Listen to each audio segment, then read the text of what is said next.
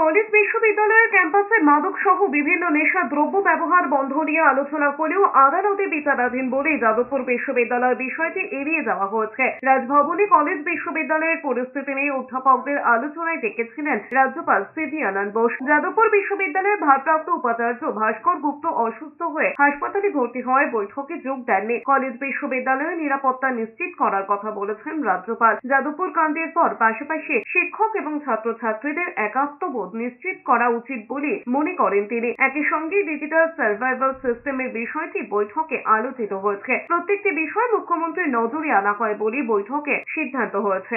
Yadavpur University issue was not taken up for discussion in this meeting because that is dealt with in a different way. Part of it is also sub judice, therefore we did not take it up. But certainly proactive steps will be taken in that regard, involving all the stakeholders.